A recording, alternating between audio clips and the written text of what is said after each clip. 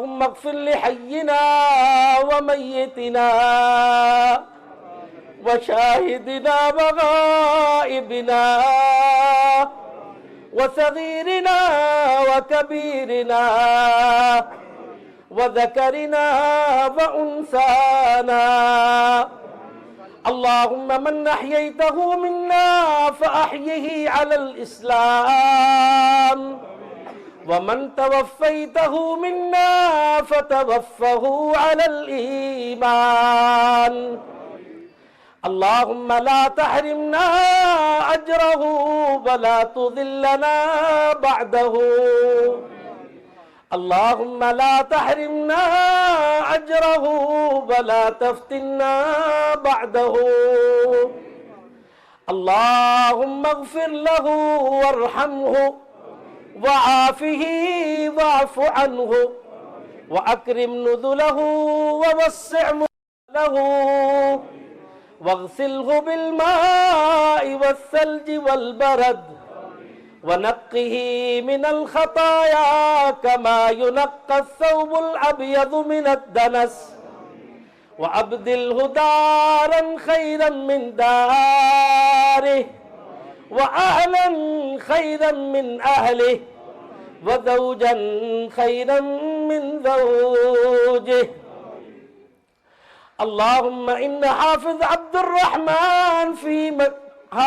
الرحمن مكي في ذمتك وحبل جوارك.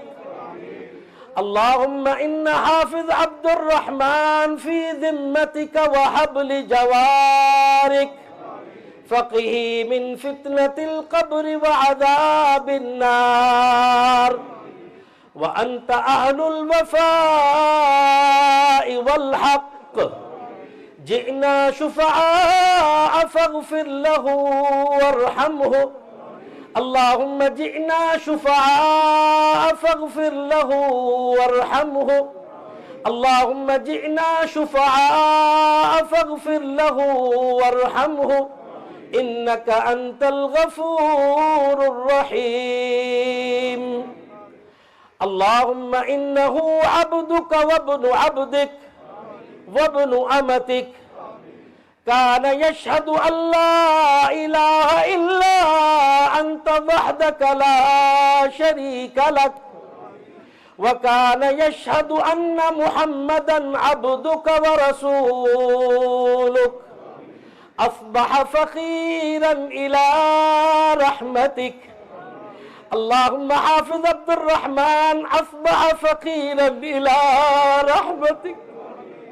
اللهم أصبح فقيرا إلى رحمتك، وأنت غني عن عذابه.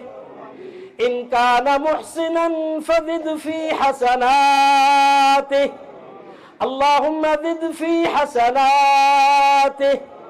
اللهم زد في حسناته. وإن كان مخطئا فتجاوز عن سيئاته. اللهم إنك عفو كريم تحب العفو فاعف عنه. اللهم إنك عفو كريم تحب العفو فاعف عنه. اللهم إنك عفو كريم تحب العفو فاعف عنه. اللهم أنت خلقته وأنت هديته إلى الإسلام، وأنت قبضت روحه وأنت أعلم بسره وعلانيته. جئنا شفعاء فشفعنا فيه. اللهم جئنا شفعاء فشفعنا فيه. اللهم جئنا شفعاء فشفعنا فيه. اللهم أدخله الجنة الفردوس، وأعذه من عذاب القبر ومن عذاب النار. اللهم نور قبره. اللهم وسع قبره. اللهم اجعل قبره روضة من رياض الجنة. اللهم الحق بالنبيين والصديقين والشهداء والصالحين وارفع درجته في المهديين واخلفه في عقبه في الغابرين واغفر لنا وله يا رب العالمين۔ ہمارے بھائی محترم حافظ عبد الرحمن مکی ہاسپٹل کے اندر تھے۔ شوگر ان کی بہت آئی تھی اور دل کی بھی تکلیف تھی۔ شوگر کی وجہ سے ایک انگوٹھا ان کا کاٹا جا چکا تھا۔ ایسی حالت کے اندر اپنے ساتھیوں سے کہتے ہیں کہ بھائی مجھے گھر لے چلو۔ اب ڈاکٹر جو ہیں وہ اجازت نہیں دیتے۔ ایسی حالت کے اندر وہ اچانک اپنے ڈبے اتار دیتے ہیں اور وہ جو آکسیجن ماسک لگا ہوا تھا اسے بھی اتار کر ایسے پھینک دیتے ہیں۔ کہتے ہیں کہ مجھے جلدی سے لے چلو۔ اس کے بعد وہ باہر نکلتے ہیں اور گاڑی آ جاتی ہے، گاڑی میں بیٹھتے ہیں اور سب حیران ہوتے ہیں کہ اتنی نازک حالت اور ان کی آواز کے اندر بھی زور اور پوری قوت، اور گاڑی کے اندر بھی بیٹھ رہے ہیں۔ سب حیران ہیں۔ اچھا، آگے سے حضرت آپ صاحب کو اطلاع کر دی جاتی ہے کیونکہ وہ کہہ رہے تھے کہ مجھے میرے امیر محترم کے پاس لے چلو۔ اب گاڑی دوڑتی ہے اور وہ جوہر ٹاؤن میں پہنچ جاتی ہے۔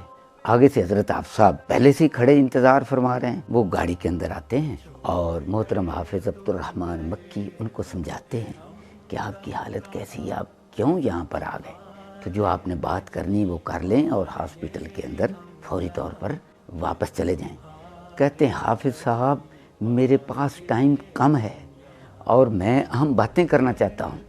حافظ صاحب کہتے ہیں اچھا آپ نیچے تشریف لے آئیے اور گھر میں چلتے ہیں۔ کہتے ہیں نہیں، گھر میں نہیں جانا، مسجد میں جانا ہے۔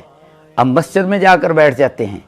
پھر وہ وصیتیں کرتے ہیں، باتیں کرتے ہیں، تقریباً 15-20 منٹ گفتگو کرتے ہیں۔ کہتے ہیں حافظ صاحب میرے پاس وقت انتہائی کم ہے، اور ساتھ ہی کہتے ہیں کہ میں اللہ کی توحید پر ہوں اور اسی پر میں نے دعوت دی ہے، اور پھر وہ کلمہ شروع کر دیتے ہیں اور ساتھ ہی کہتے ہیں کہ مجھے تو لینے والے آ گئے ہیں، اشہد اللہ الہ الا اللہ وحدہ لا شریک لہ واشہد ان محمدا عبدہ ورسولہ، اور ساتھ ہی لیٹ جاتے ہیں۔ اور لیٹتے ہیں تو پتہ ہی نہیں چلتا، یہ دیکھتے ہیں انہیں کہ مکی صاحب سے بات کرتے ہیں، وہ تو لیٹے ہوئے وہ تو اپنے اللہ کے پاس جا چکے ہیں۔ اللہ اکبر، اتنی زبردست موت، سبحان اللہ کے لینے والے آ گئے ہیں۔ یہ قسمت والے لوگوں کو ایسی موت ملتی ہے۔ مولا کریم ہمارے بھائی محترم حضرت حافظ عبد الرحمن مکی رحمہ اللہ پر رحمت فرما، فردوس عطا فرما، اور یا اللہ ہمارا کردار بھی ایسا بنا دے کہ ہمیں بھی ایسی موت عطا